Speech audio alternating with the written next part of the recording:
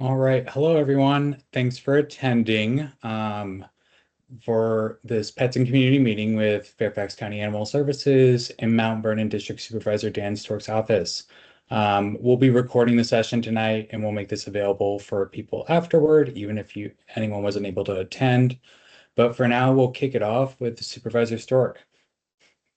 Well, thank you very much. And it's a pleasure to do this, and particularly appreciative of all of our Travis County Animal Services folks and animal control officers and the many others who help to not only keep our animals safe, but also our residents and neighborhoods a wonderful place to have pets and to frankly enjoy the natural world that's all around us in the Mount Vernon district. So again, my thanks to all of you and the importance of frankly keeping pet ownership accessible, easy, comfortable, safe, and one that we can all truly enjoy.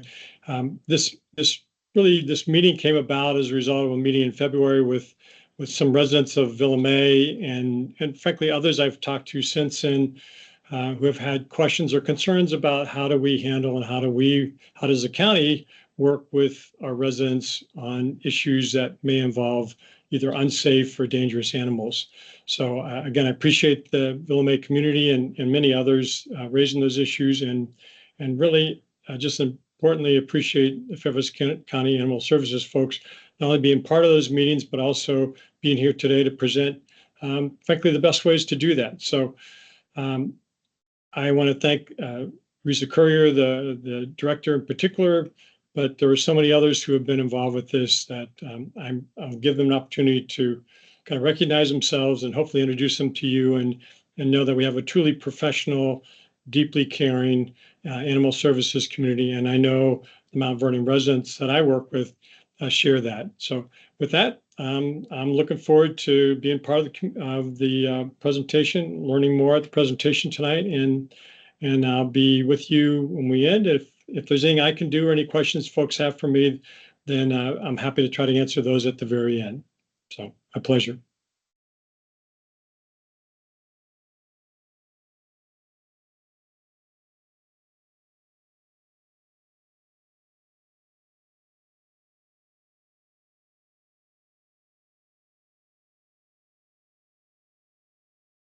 Hello, everybody. My name's Thomas Single. I'm the Chief of Field Services for Fairfax County Animal Services, and I oversee the Field Services Division, which is the department that does animal control within Fairfax County Animal Services.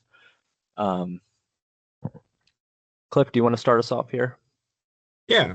Hi, everyone. So I was going to kick off by talking a little bit about the agenda for today. First, we're going to start off by talking about Fairfax County Animal Services and basic pet care, and then followed by some common situations and shared spaces, and then animal noises, leash law, dangerous dog, wildlife response, which is my favorite topic since I love wildlife, and rabies overview and bite reporting. So I'll be going over the first two topics, and then Thomas will follow by going over the rest of the topics. So a little bit about Fairfax County Animal Services we are the county-wide system that operates two open access sheltering campuses. One is located at Lorden Road, which is our Lorden campus, and the other one is located at West Ox Road, which is our Michael R. Fry campus. We provide care for about 4,000 to 5,000 animals each year, and we serve more than 1.2 million Fairfax County residents through sheltering, public service, field response, education, and coordinated community support. Our services also include adoption, stray reunification, volunteers, foster programs, community cat support, field services, humane investigations, and community-based assistance to help pets stay with their families. Our role extends beyond animal care, providing guidance, problem-solving, prevention efforts, humane education, partnerships that support residents, schools, libraries, and other community spaces. So as you guys can see, we kind of do it all. Our best thing that we want to do is educate the community so that they know everything about animals, and that we can share all the knowledge that we have about them. So when we go over basic pet care and management, when it comes to basic pet care, a lot of people think about food, like the type of food that we feed our animals. If we have a puppy, do we feed them puppy food? If we have an adult, do we feed them adult food? Or the type of food that we feed them for specific species. But that also includes like the amount of food that we do as well. We don't want to overfeed an animal or underfeed an animal. Uh, Water is another thing that we think about, making sure that it's clean, accessible for every animal. And then sheltering also, if we have them outside, if we have animals outside, do they have proper shelters that they can, go away if they want to have like a nice hiding space during the day if they're outside for a longer period of time. Another thing we also think about when it comes to basic pet care is vet care, like making sure we have the core vaccines for our animals or any preventative medication as well for them. So when we talk about pet care, we're not just talking about basic pet care. We're also talking about the supervision and routine, whether their setup is working day to day. A typical day-to-day interaction with pets and animals look like within the community. Many community concerns are connected with everyday care and how pets are managed. Most of what we deal without in their community comes to everyday situation, how our pets are being cared for and managed over time. A lot of concerns that we hear about are dogs running loose, barking, approaching people, are tied back to everyday factors. If something happens once, it's usually a good time to step back and look what needs to be changed. So, for example, if a dog that gets off loose quite often from their fence, is it the fence too short and they're jumping out of the fence, or is it because the hinge isn't secured properly? So, if we think back and figure out what's the solution for that, is it adding like a carabiner or making it a little bit taller fence so that way they're not able to get out? When it comes to like barking, a lot of times dogs bark as a way of communication for us. So, why are they barking on the side of the fence? Is it because a scary bus just drove by and they were sleeping and now they're frightened? Or do they see the people that are walking towards them? So, when we kind of think about what's in their surroundings, we try to figure out solutions in order to fix that. So, if I know the bus is coming at 12 o'clock every day, maybe I don't take my dog out during that time. Or if people are walking by and I have a visible fence that my dog can see through, is there a way that I can make a barrier so that my dog doesn't get frightened every single time? So those are like simple solutions that we can do in order to prevent like situations like this to happen.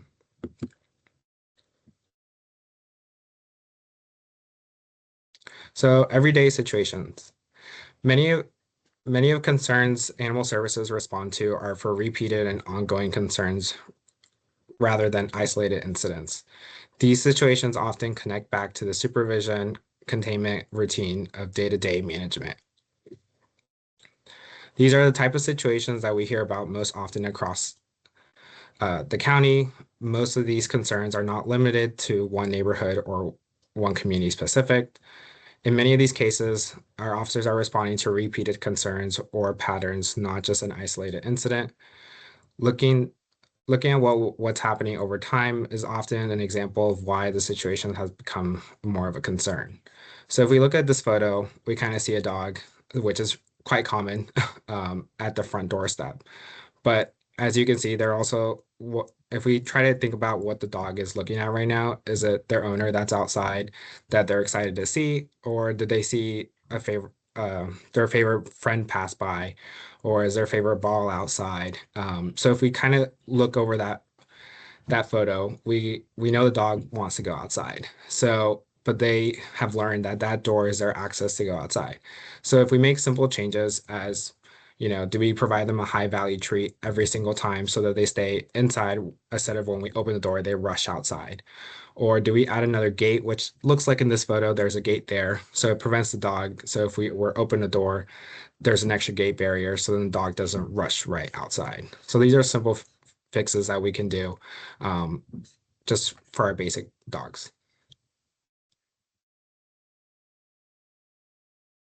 So awareness and shared spaces. So I personally live in a townhouse community which has a lot of neighbors, a lot of people walking by, animals, anything you guys can think of. There's kids and everything. We all share spaces, and when it comes to shared spaces, it comes a lot of variables, like I said, including other people, other animals, movement, loud noises, and it becomes a tighter environment. Not every person is comfortable around animals, and not every animal is comfortable in every setting. So if I quick example is something so simple as loud noises. I have a toddler at home, and whenever my dog is in the living room and my kids start screaming or yelling, he runs upstairs. So it's something so simple as he's in a safe space, but he decides to walk away from that area because he's not comfortable in that moment. So a lot of these situations can be made easier and noticed what is around you and giving a little bit more space earlier. That can look different depending on every settings, but the idea is the same. Awareness and tends to be the situations become more difficult. So, like I mentioned, I have a small dog, and a lot of times when I'm walking him around the neighborhood, if I see another dog coming, I have the ability to pick him up. And then that way my dog doesn't have to interact with another dog because my dog is older and sometimes he likes to interact with dogs and sometimes he doesn't. And that's just something I do whenever I see another dog coming near him. So with that in mind, the next piece is where we talked a little bit about animal services fits and what we can do to help and provide guidance and when situations may need more of a formal response. Hello again, and like I said earlier, my name is Thomas Single. I'm the Chief of Field Services for Fairfax County Animal Services. And prior to coming here 2 years ago, I worked in Maryland, and prior to that, I worked in DC doing animal control, just in other places. And what I can tell you is everywhere does it completely differently. So part of why we included this in here is we wanted to try to explain how it works here in Fairfax County, because it oftentimes can be pretty confusing on who to call about what. So starting off with something really simple, animal noise in Fairfax County. While you might think that that is for animal services because it is animal related, it's actually handled primarily by code compliance. And they're the ones that take those calls during normal business hours. And outside of the business hours, the Fairfax County Police Department responds to it. And so there are some strict kind of guidelines on when it's actually a violation of the animal noise law. It has to be plainly audible and easily discernible. And there are other factors about the time of day that you can read here on the screen, and some exceptions. You know, if you opt to live near a dog park, you might expect some loud dogs barking throughout the day. So there are exclusions for dog parks and police canines and animals. Maybe they're in distress or something like that because something's happening in the yard. You know, that would exclude them from the owner from being in violation of the noise code. Between 10 and 7 has to be audible inside another residence. So you can't have, you know, just it become like a neighbor dispute, as sometimes things become. It can't be just completely subjective. There are some objective principles that are imposed in this code. So again, not handled by animal services, but it might seem like it would be. And after hours, it's handled by the police department as a normal noise disturbance. We get it sometimes. Sometimes people call us about it and we have to redirect them. Sometimes we do come out because there is an animal noise issue, but there's also a neglect situation happening kind of simultaneously. So sometimes you might see us like responding in tandem with code enforcement or the police department. So leash law, as one of my long-serving officers here calls it the root of all evil. A lot of what we do, a lot of the work that we respond to, and a lot of the bad things that we see a lot of times originate from dogs being allowed to be off leash in a park, or you know, they get loose from the home. People not being vigilant. You know, for instance, if you know that your dog chases squirrels and you know there are squirrels that live right outside of your house, you know, make sure you have the leash on the dog before you open the door so the dog doesn't dart out and get out into the street and get hit by a car or hurt someone or something like that. So the leash law in Fairfax County is referred to as unrestricted. Essentially what that means is a dog has to be on a leash. at all times. Has to be, cannot be a electric collar. It can't be like under the control or something like that, where you see people verbally like saying, "Oh, I have verbal control of the dog." No, in Fairfax County, your dog has to be on a leash. There's no really exceptions to that outside of it being a trained service dog.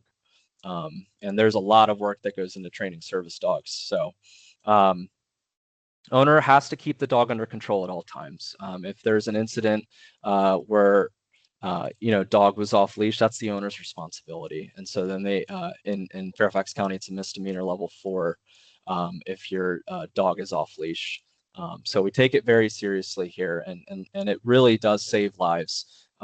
We've seen, in our line of work, we get called out for animals attacking other animals, and again, it's always from dogs being off leash or being unmanaged. So we really preach like a lot of owner responsibility, being a responsible pet owner, making sure that you're taking all the necessary steps to prevent your dog from being off leash, getting loose. A lot of times this happens when people are moving from dog from inside the car and moving it into the house, or someone left the gate open and they let the dog in the yard, and people are just being sloppy, like not paying attention to the details, and they end up getting their animal hurt or hurting someone else. And then that's not fair to the animal either, because if it was in a proper home, this wouldn't have happened. So we try to educate people on that. A lot of times we'll drive through, if we see, drive through neighborhoods, we see someone, trying to be cool with their dog off leash, we'll roll down the window and tell them, put the dog on a leash. We'll give them a leash, but we'll try to take the moment to have a conversation to educate them, because I think there's a lot of resistance to leashes, because I think there's just sometimes with people, they think it's cool to have the dog off leash, or look how much control I have over the dog. That's not, that's not in line with the laws here, and it can result in a lot of just unnecessary issues, and animals being hurt or people being hurt, things like that. So enforcement, my staff have the ability to impound dogs that are loose. So if we find a off-leash dog and the owner's not around, we'll bring that to the shelter. If the owner is around, we can issue them a summons. Like I said, it's a misdemeanor level 4. Or if we find someone's lost dog and they're out trying to find it and we're able to scan it for a microchip, it's a freak accident, we can actually scan for the microchip, research the person's information, and return to them within, a lot of times it's, they live 5 minutes from where the dog got loose. So we've had a lot of success with that in the field, and as a pet owner, I know how scary it is to lose your pet. So we try our best to reunite pets with their families, but it's just important to make sure you take all these steps in preparation and to avoid an incident where your dog might get loose or allowed to be off leash. So the dangerous law. So dangerous in Virginia is not, it doesn't mean like, oh, this animal is, a threat necessarily. It's dangerous is a legal distinction. And so there are specific prescriptive areas in the code. They have to meet a certain standard for us to declare the dog dangerous, and that is a court procedure. So sometimes we'll hear people say, "Oh, this is a dangerous animal. You need to do something about it." But the legal distinction of dangerous means it has to go through a court hearing, and a judge has to determine that it meets these the letter of the law about what it did. So dangerous dog, in the case of companion animals, a dangerous dog is a dog that kills another domestic animal or causes serious injury to it, significant medical harm, disfigurement. It's something more than a minor scratch or sprain. It's got to be something a little bit more significant than that, because we don't want to overly punish dogs for an incident that might be minor. And a lot of times, again, this comes down to the owner mismanaging their animals. But we don't want to the purpose of that being excluded is just it doesn't want to overpunish dogs for incidents that may happen. So it's not dangerous if the injury is not serious, as I said. If it happened if it was between the same owner, so they own a dog, their two dogs got into a fight, something like that, that would not count as a dangerous, that would not be eligible for a dangerous dog case. the incident occurred on the owner's property. So you're at your house, you have your dog there, someone comes to visit you, they didn't tell you, they brought 3 dogs with them, and they just walked into your home, and your dog attacked them because you had no idea they were showing up. That can't be a dangerous dog. If it occurs on the same property if it occurred on the same property of the attacking dog owner, that's excluded from being dangerous when it comes to companion animals. So dangerous dog with humans. So it can't be dangerous, again, if it's a minor injury, a single nip or a minor scratch or abrasion.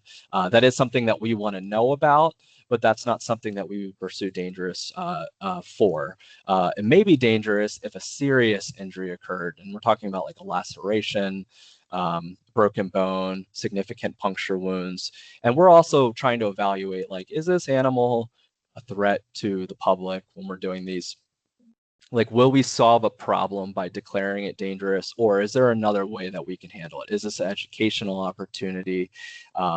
Is this an opportunity to issue like a summons or something like that? Because dangerous is the dog becomes dangerous for life, for its entire life. There's no getting off of the dangerous list. It's tracked at the state level. So if you move somewhere, it follows you. And in Fairfax County, you have to, if your dog is dangerous, it has to be muzzled if it leaves its property. You have to have a fence that can contain it. You have to have a sign up. You have to have special homeowners insurance. So dangerous comes with a lot of these caveats that are included to protect the public and prevent an incident from happening again.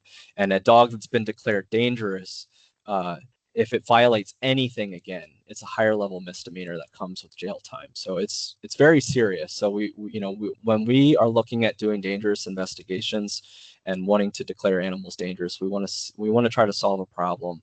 We're trying to figure out how we can protect the public. And so for again, like a single nip or scratch, this is not the angle for going for dangerous. Maybe that's like an at-large dog and we can issue them a summons or an educational opportunity. But so like I said, we try to think about what's best to solve the problem at the time. And a lot of times we start with education, but when it is a very serious case like this, we would be pursuing a dangerous dog investigation and bringing it to court and all of that. So who to call and when, and this is where things can get pretty confusing. Like I said, especially I've worked in a number of different places now, and everywhere it's different. Everywhere does animal sheltering, animal control differently. For most everything, it's the non-emergency police number, and we say to call the non-emergency number because we got to be mindful of the dispatch 911. It's the same call center, but 911. It goes, that's truly for life-threatening emergencies, and we don't want to clog the 911 pipeline with found a baby bird outside, or there's a minor bite, dog's okay. Like we really want to reserve 911 for true emergencies. So most of our work, most of the animal services work is routed through non-emergency number. So active animal attack on another animal, that's not life-threatening to a person. Non-emergency number, it'll still get people out there. It just makes sure that people aren't on hold for the 911 number. Animal abuse in progress, something like that. Depending on the circumstances, if it's something that you are visibly watching, you would call the 911 number if the animal's in danger, and you want to try. A lot of times we count on that so we can get a faster response time, so we can actually stop the animal abuse. If someone is injured and needing help, you would want to call the emergency number for medical transport. Sorry, the PowerPoint is a little bit off here. For any other animal service call, like wildlife, animal is safe, but there was a dog attack or something like that, you want to call the non-emergency number. For anything where someone is in danger, there's something in progress that's happening, somebody needs help, you want to call 911. For a minor bite, something like, let's say someone comes to your house and their dog, bites you. It's not serious. It's like, maybe it just broke skin a little bit. That still needs to be reported. It doesn't need to be reported to the non-emergency line. An animal services officer doesn't need to come out, because you went to your neighbor's house and the dog bit you. It was a weird situation. The animal's not in trouble. We need to know about it, and we need to know about it via the health department. So that's another function that we work with in tandem with the health department. So the other part of what we do with investigations is basically doing risk assessments of rabies. And so anytime there's a mammal that bites a human, we need to do a quarantine for that dog. It doesn't matter if it's up to date on rabies. If it's a nice dog, we don't really think it has rabies. This is just a preventative measure that is done in the entire country to ensure that we aren't having, rabies in, spreading through dogs. In a lot of other parts of the world, dogs spread rabies a lot higher than they do here, thankfully, because we have animal control. So if it's a minor bite, let's say happens at your friend's house, or your cat scratches the vet tech or something when it's getting examined, we don't really think he has rabies. It needs to be reported to the health department. You'll probably get a call from either us or the health department and just say, hey, we want to make sure that you quarantine your dog for 10 days. It's basically very minimal. Like, you can still walk your dog. You just don't want to introduce him to strangers or other animals, just so that way we can observe and make sure there's not a risk that the animal's showing signs of rabies.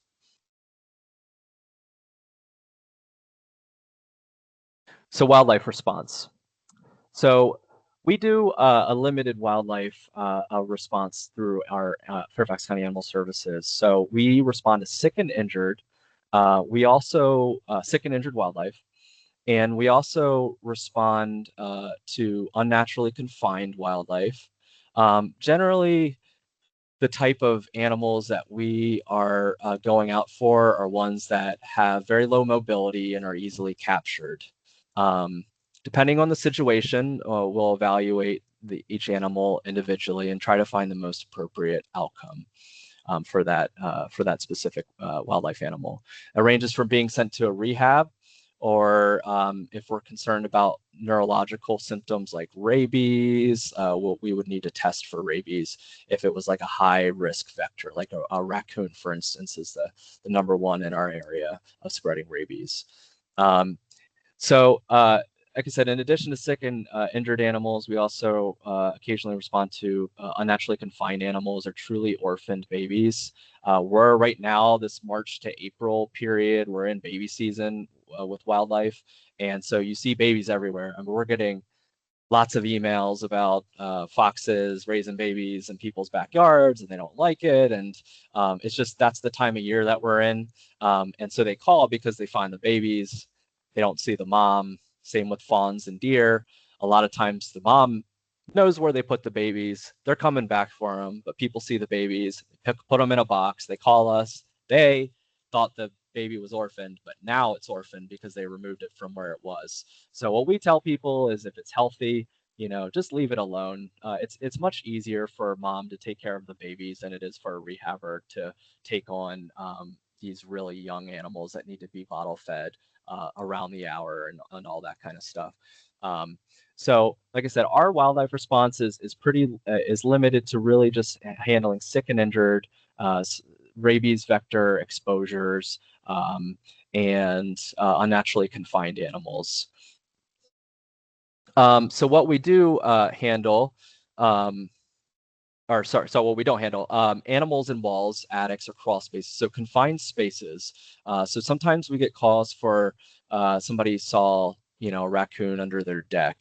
And when we get there, we can't get under their deck because it's, maybe 8 inches of space under there. Unfortunately, we don't do that because you really don't want us taking your deck apart and going in there. And we are not carpenters, and we don't do anything like that. We don't have those skills. What we would do is refer you to the Department of Wildlife Resources to hire a licensed trapper. And it's important that they're licensed because they have to pass a test, and they have to have continuing education credit, and you want to make sure you hire a professional. So we refer people to the Department of Wildlife Resources, and so they can find a wildlife trapping company. And people are better served in those cases where there's an animal in the wall or their chimney, or one of these, or under their shed is a popular one. They're better served going to a wildlife licensed wildlife trapper, because they will actually be able to do exclusion services. So not only get them out from under the deck or wherever they are, or out of the chimney, but they will also help you get you in contact with like a company or a contract company that they can actually fix what's under, under where they're getting in, identifying where they're getting in, and making sure that they can't get back in afterward, because we could go out there and we could set a trap, but then you'll just get another raccoon who moves there, and next year, and that's not really solving your problem. So it's good to hire someone who's licensed, because they can do things, and you can try to find someone who does things humanely, where they'll install like a one-way door or something like that, so the mom can get their babies out of there if they've made a home in a confined space in your home. So check out the DWR website if that's something that you do encounter. It's not an animal services call. Our wildlife services are really strictly for sick and injured, and unnaturally confined, and it has to be in an area that we can, access it. Like, for instance, if there's a copperhead in someone's living room, we're happy to go and move it out of the living room. But if the copperhead found the hole in the wall, you do not want us doing renovations on your house. And rabies overview and reporting, I think I touched on this a little bit, but rabies, nearly 100% fatal viral disease. It's very, very important in the work that we do, and that's how animal control got started, is making sure that there aren't loose dogs running around everywhere, spreading rabies. That is a concern in other parts of the world. Thankfully, we have rabies vaccines. We have a rabies vaccine law. We were very serious about it. So, and so everything we do is out of abundance of caution. So, when someone's dog, is protecting itself and scratches someone or bites someone, and it really minor, they feel like they're being punished when it gets reported. And sometimes it gets reported by the doctor who treats the person with antibiotics, or sometimes it's reported by the veterinarian who got scratched or something like that. They're not trying to get you in trouble. They're just required to report this kind of stuff to the health department. You'll get a call from maybe one of us or someone from the health department's rabies program, just trying to get some basic information about the incident, because sometimes unprovoked attacks are a symptom of rabies in wildlife and other animals. So we were just trying to make sure it seems like a normal situation, and that there's not like a concern of rabies spreading. So we do these quarantines so we can observe the animal and make sure that they're not showing any symptoms. And then after the 10 days is over, and like they go back to their normal routine. It's pretty simple process. They don't have to come to the shelter. They can do it in your home. Again, it's not punitive. It's strictly just a health department function that we just help carry out. So there's a lot of misinformation out there about like, 2-strike rule or something. I don't know where that started, but it's not here in Fairfax County. If everything is evaluated individually, and a lot of times we're following up in these cases just because we need to do our rabies control function.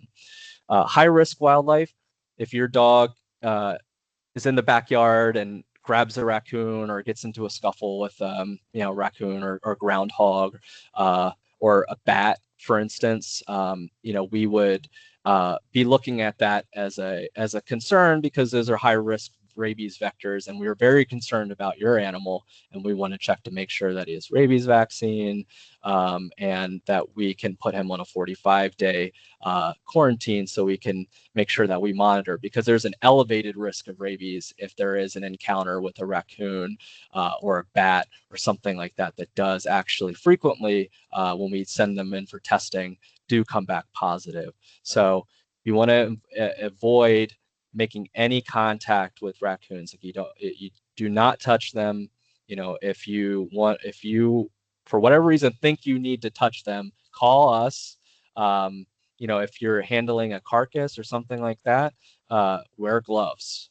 You can never be too careful with PPE.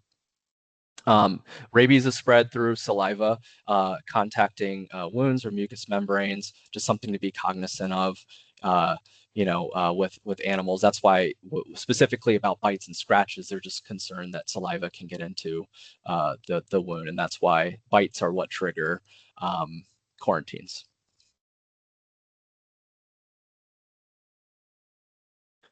So again, bite reporting or animal attack reporting, or generally anything you want us animal control for, call the non-emergency number. If it's just a simple bite or something like that, health department website, you can report it.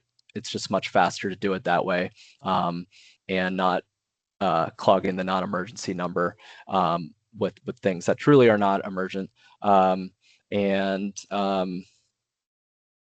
Yeah, again, domestic animals, dogs or cats or whatever, if they bite someone, and it's completely understandable. We don't, we're not trying to penalize animals, or it's not punitive. It's strictly just a health department function of just managing and trying to control rabies.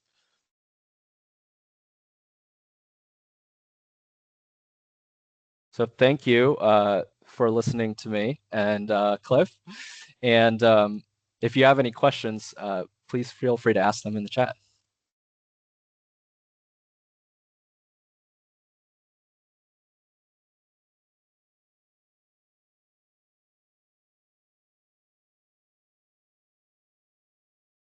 Thomas, we're not seeing any questions in the chat yet. Does anyone have any questions before we close up with any last remarks? If not, you can always reach out to Fairfax County Animal Services at animalservices@fairfaxcounty.gov. And obviously, you can reach out to Supervisor Stork's office as well if you think of questions beyond today. I just have a couple questions that I got from the community, and maybe it's just a good opportunity to kind of remind us all, if you will, about key things or things that are particularly of concern. And I know you covered the dangerous dog legal criteria for that. I'm very glad. We've had a situation in one of our in a community where there's, and I think you're familiar with it, but just where there's a specific individual who's for years had a dog that they've not maintained very well, good control over, and it's perceived as it has been created issues and harm, physical harm to people in the community. Do you have a specific step-by-step for folks like that? Because part of what we've encountered is we've been asked questions down about this, but we have a nearby dog park, de Villemay, and we've had issues there at the dog park that I'm now working with the community members who are the PAC group, if you will, that are doing that. How do we best respond? So if there's an incident or a situation where there's been incidents, what do you recommend is the first couple steps for that? So one of the most important things is just making sure people know who to call, and making sure that they are calling whenever there are incidents. I know sometimes people want to try to work things out as neighbors and be neighborly and things like that, but it does start to hurt the situation if it is a chronic issue that needs to be resolved if there's no one calling about them. So making sure that any sort of violation is reported to the non-emergency number, and people are keeping an eye out and making sure that when they're walking through those neighborhoods, that they're just keeping an eye out for the problem areas, or maybe trying to avoid that route, just to keep them safe. Even though it's the other person not being responsible, it's just important, especially when you're walking your dog through an area like that, you kind of know where the issues you might encounter are. I would say that at least that's somewhere to start. And then making sure if you are seeing a lot of violations and for whatever reason animal services isn't able to get there quick enough, which There's a lot of traffic in Fairfax County. Taking pictures or videos and things like that can help the case. So again, we're trying to make sure the public's safe. So we really depend on the community to flag things for us, so that way we know about them. I want to emphasize that too, because in the case of our local dog park, the community has raised issues, but the number of police reports and or other reports that we have were almost non-existent. I think we had maybe 1 last year and 0 the year before that, and I know in speaking with the leadership at the with the pack, the folks who are your organization run it, they said there have been many more incidents in that, and now they're going to go and see what they can find to at least identify what they've observed over the years. And for my purposes, and particularly for animal control purposes, and ultimately the police, because if there's obviously an attack on an individual, then that becomes a civil and or criminal matter. So, Right. and having clear reporting on that is definitely helpful. So if there's somebody that's harmed at all, you would say they should call the non-emergency number and start that process there. Yes. If maybe they're not physically harmed and yet the dog is showing very aggressive tendencies, what do you recommend them to do? If the dog hasn't actually, like, if the dog's being managed well enough that maybe it shows aggressive tendencies, but the owner is keeping it under control, you're just a little bit startled by it or something like that, there's nothing really that we can do about that. What I'll say is, if there is an area, and this happened, I've experienced this in every place I worked. There's an area, people make it their unofficial dog park, it turns into mayhem, just chaos, and animal services and the police, by the time anyone kind of gets there, it's dispersed. Everyone gets in their car and leaves really quick, and it's hard to get in touch with or talk to anyone. What we will do occasionally, and in the dog park that you're referencing, is we'll go and do a patrol. We'll kind of make sure if we're in the area, we'll strategically maybe do our notes in that area, so that way if there is an issue, and maybe it's been unreported, because we don't think that, we don't think the public is making it up necessarily, just that people don't always call, or they think someone else called. That's the big one too, is they think certainly someone must have called about this. There's 10 of us standing here. But what we'll do is, we will go and try to assess it. Is there an issue here? Like, is this an area that's become an unofficial dog park, or something like that. So that's always an option, or something that we're able to do too, is if there are truly a lot of concerns about a specific area, that we can try to strategically be there, do a patrol. If there's a certain type of day, if there's a pattern to it, like we're trying to specifically one person that's there at the same time of day, we can try to send an officer there, animal service officer there. Okay, thank you. I have 1 or 2 more, but I see you've gotten some questions, so I'm going to let you address those. Oh, yes. Okay. I did skip this one. Yes, there is another Fairfax County code regarding unsanitary conditions, which is the pooper scooper law, as some people call it. And so with that, just like anything else, that is actually a Fairfax County Animal Services issue. And sometimes, it's someone not picking up after their animal, or sometimes it's actually creating an unsanitary environment. So there is, multiple issues with it. But that's just a normal call for us. Call the non-emergency number. The caveat being is, and this is where things get a little confusing, if you live in an HOA and the HOA has like a common area or a public area, you need to make sure your HOA reaches out to us to make sure that we can do enforcement of that law specifically on their common areas, their property. There's a mechanism for this. If you go to our website or refer the HOA to our website, they can sign up with us, and then they just have to put up a sign essentially saying that we can enforce it. But that would be my suggestion. Call a non-emergency number if you know who did it. If you get photos, videos, that will definitely help, because it's hard for us to catch them in the act when we're fighting the traffic to get there. So.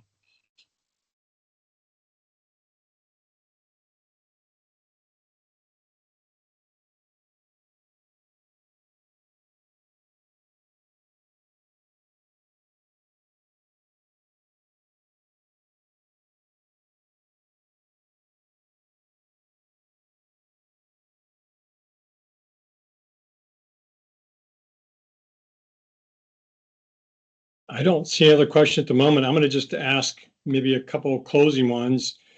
One is you referenced, kind of how animal services addresses or handles different issues. Is there like a summary one page or something that I could include in my newsletter? I know we've had some conversations with you all leading up to organizing this particular meeting, and I've committed to the residents to send something out broadly to all residents in Mount Vernon District, but particularly kind of the standard what you do how to do things, what to do, and reminding people the leash laws and really all the basic, licensing laws, all the basic.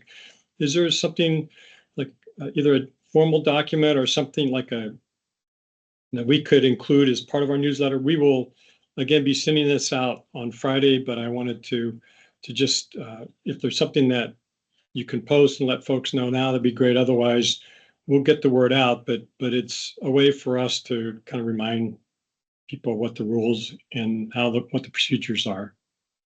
Yeah, I think we were working on something like that, and I think that's a great idea. My It'd definitely understanding. it'd definitely be a little confusing. Some of the laws are in different areas. Some are in the state, some are in the county. So we were working on something like that, and we could definitely get it to you. Yeah, that was my understanding as well. So that's part of the reason I was asking it. I want to just get something out to folks. I don't think I have any other questions.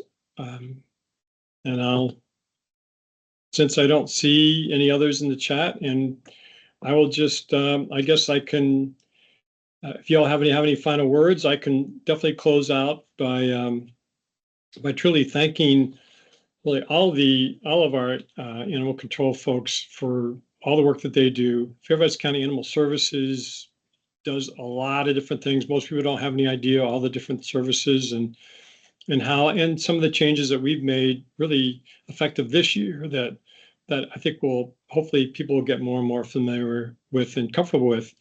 So they need to let us know. We have a representative on the Animal Advisory Committee, Animal Services Advisory Committee, and I saw Gina Lynch on here a little bit earlier, and she's, I know, always happy to talk with folks who have questions or concerns, and she represents all of us as my appointee, the board's appointee to that, but she's very knowledgeable, been involved with taking care and servicing animals for 20 plus years. So we have some really knowledgeable expert people in addition to yourself, and I know Risa has been on, et cetera. So we're here to help.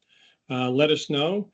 And I think the most important thing that I can urge people to do is let us know sooner if there's an issue. Again, in February, we had no idea to the extent of the issue that was in Villamay, and I know that that's still in the purview of Fairfax Animal Services and the animal control officers, and I'm hoping, expecting that will continue to be managed and monitored and keep everybody safe. In the meantime, if people don't know where to call or where to turn, they're always welcome to contact our office. And that's an easy email address, mtvernon, that's Mount Vernon at fairfaxcounty.gov. And of course, they're always welcome to call my office too. So thank you very much. Thank you so much. And thank you everyone for attending.